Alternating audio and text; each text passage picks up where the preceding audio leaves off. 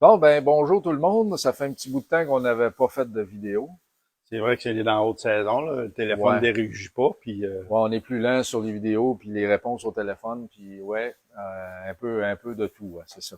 Mais on n'oublie pas de faire des vidéos en pensant à vous autres aussi, parce que on a eu, à cette heure qu'on est un petit peu partout sur YouTube, on a eu maintenant des questions qui viennent de YouTube, Facebook, ça c'est correct, ça commence à être bien ancré.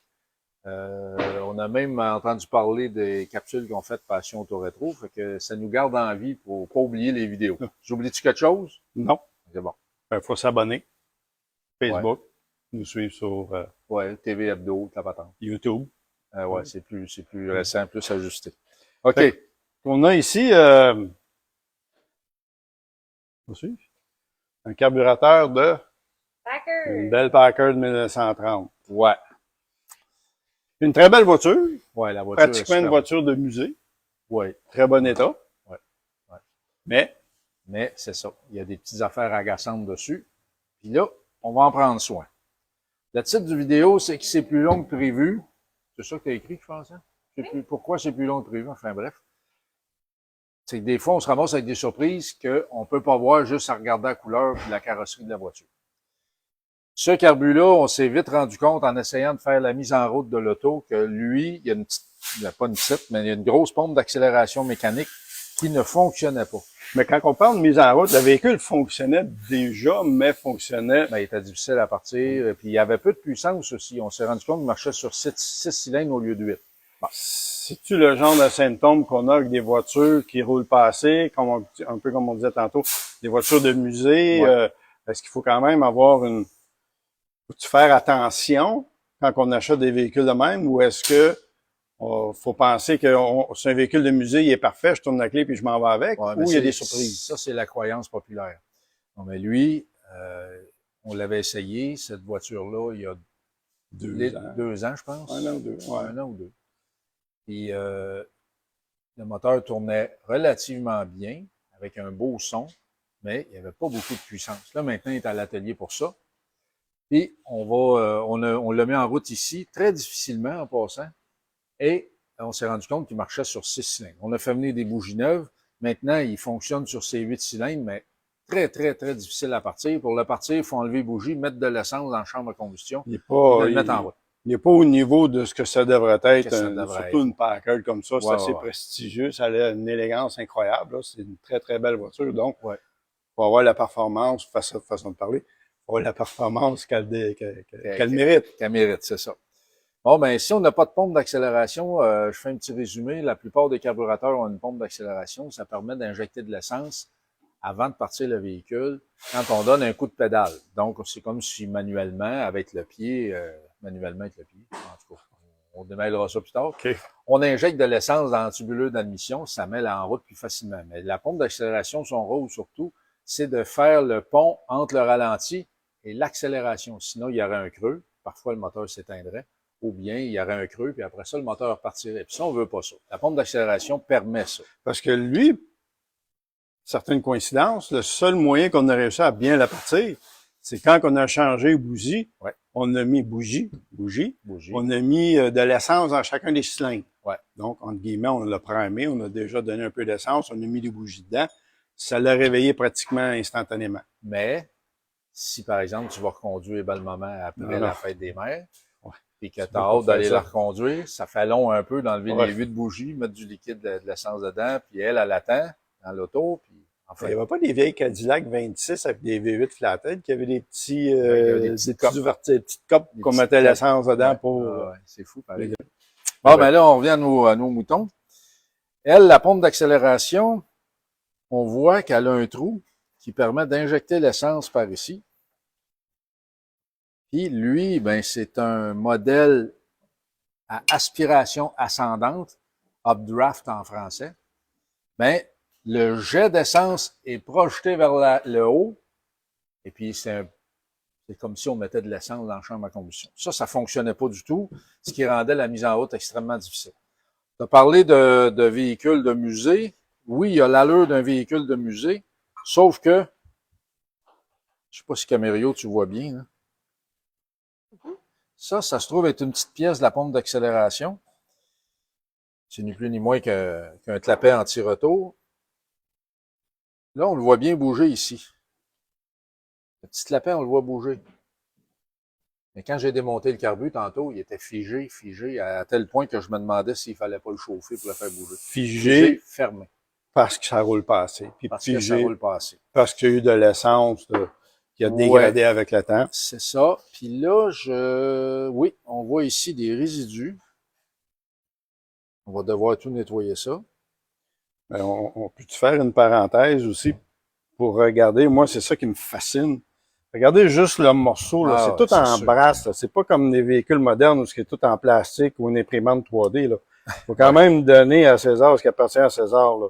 Je sais bien que c'est une Packard. C'est peut-être parce que c'est une Packard, mais c'est quand même incroyable d'avoir juste ce morceau-là, là. Ah ouais, c'est sûr.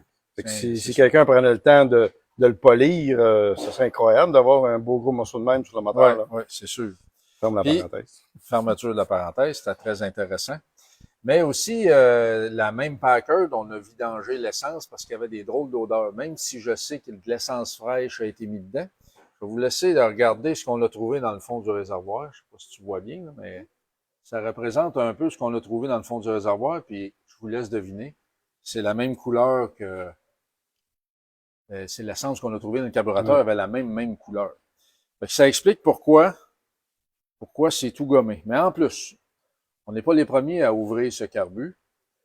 Je sais pas si on va bien voir à la caméra, là, mais si vous observez comme il faut, vous voyez des petits points plus clairs. Est-ce qu'on les voit? Oui, je pense que oui. Hein? Ces points-là entrent en contact avec ça ici.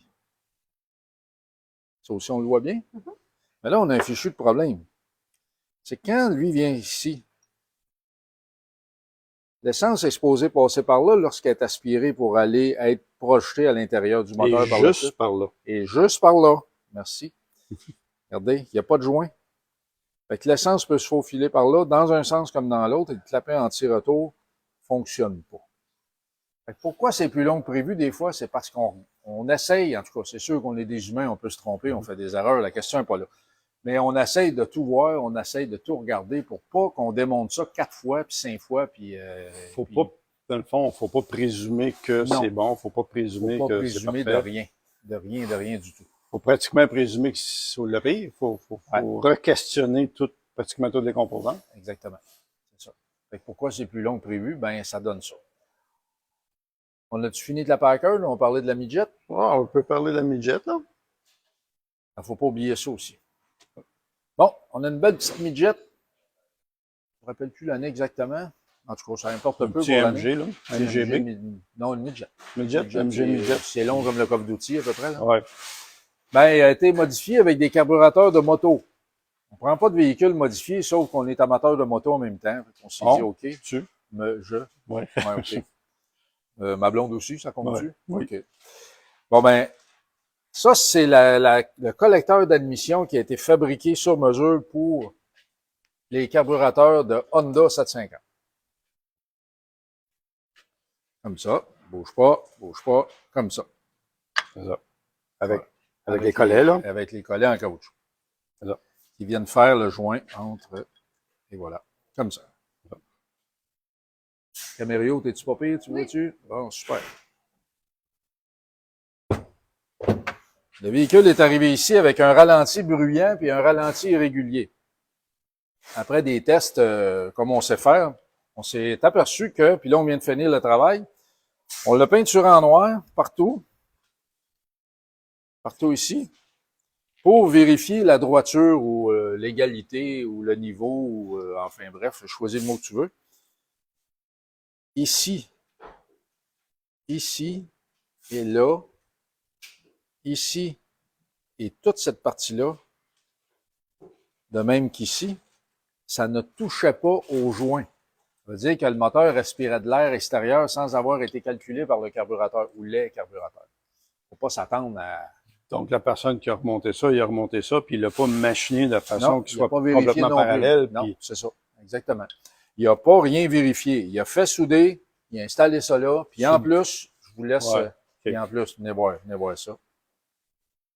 Ici, On a des ouvertures pour balancer les carbures ou pour vérifier leur synchronicité. Mais ici, ah ouais, ici, on avait un tuyau qui était collecté là. C'est un tuyau mou. C'est pas un tuyau rigide, c'est un tuyau mou. Je vous laisse deviner si c'était bien brillant. Ici, on a un boulon là-dedans. Donc, on a de l'aspiration par les filets. La même chose, la même chose. Ça, c'est pas bon, ça. Ça, on met des bouchons. Si on veut garder les connecteurs parce qu'on veut faire des tests, on met des bouchons, puis ici, on met un tuyau rigide. Là, c'est ce qu'on va faire. Et puis là, on vient de finir de le mettre droit. Ici, la partie plus foncée est en bas d'un demi-millième, fait qu'on n'ira pas plus bas. Ça, le joint va récupérer ça sans aucun problème. Puis ici, ben maintenant que c'est devenu droit, on voit très bien. Pourquoi c'est plus long? Parce que un peu là. le véhicule est venu ici pour un petit réglage, mais c'est plus long à cause de ça. Tu sais, on regarde oui, ça oui, ici, on va commencer juste par ça ici. Oui, oui, t'as raison. Ça, c'est ce qu'on appelle des filets, je sais pas exactement en français, mais c'est des pipe threads. Mais en général, des filets pipe threads, c'est des filets un peu en angle.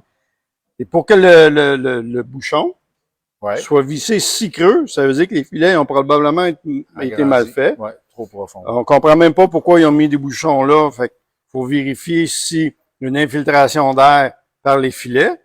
Et maintenant, je vais te laisser expliquer. Ouais, mais on a remarqué la qualité des soudures. Des soudures, c'est ça. On a fait un test de pression, puis on s'est rendu compte. Dans le fond, on a bouché le trou, on a mis la pression. On a mis la pression par ici. Et puis avec de l'eau et du savon, on s'est rendu compte qu'ici, on avait un trou. Ça veut dire qu'une autre source d'aspiration d'air. Ici, la même chose. Ici, la même chose. Ben, c'est assez, hein, je pense que 3 de même, c'est assez. Fait qu'imaginez, on ne le savait pas avant que le véhicule arrive. On ne savait rien de ça. Par contre, on l'a vu, puis on va le traiter, puis on va s'arranger que ça fonctionne bien. Et ça aussi, ça explique un peu pourquoi c'est plus long. L'autre chose aussi, un petit mot sur la qualité des pièces. Ouais. Oui, il y a des pièces qui sont chères, puis vous trouvez l'équivalent souvent moins cher. C'est quoi cher, c'est quoi pas cher? Non, mais mettons pour la même pièce, mettons, on jase. Tu vas trouver parce qu'on a fait l'exercice. Élevée. Ben attends, va pas trop vite. On va parler de ça. Ça, c'est une pompe à essence d'une américaine, bien ordinaire. Une membrane de pompe à essence d'américaine bien ordinaire. Elle se trouve sur Amazon avec le numéro de pièce, fait en Chine, mais pas d'une compagnie reconnue, on va dire ça comme ça. Nous, on peut avoir un kit de réparation avec des joints fabriqués aux États-Unis, mais il faut la restaurer. C'est-à-dire qu'il faut planer les surfaces, il faut changer le joint. Ça, ici, c'est coincé entre ces deux pièces-là, comme ça. Il faut les comprimer, il faut les travailler, puis après ça, il faut monter ça là-dedans, comme ça, puis mettre le couvert.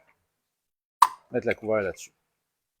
Le temps de réparer cette pompe-là, plus le kit, on en a pour à peu près 3 fois le prix. Ouais, c'est ça. 4 fois le prix d'une pompe au complet sur Amazon ou Alibaba ou sur n'importe quoi qui ressemble à la Chine.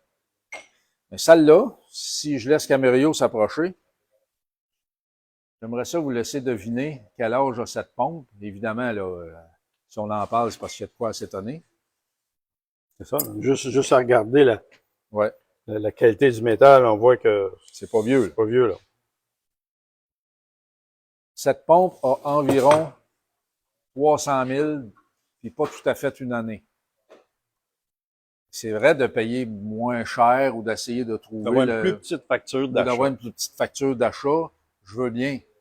Mais si ça vous occasionne une panne, ben... C'est ça, c'est plus la question, t'en as-tu pour ton argent?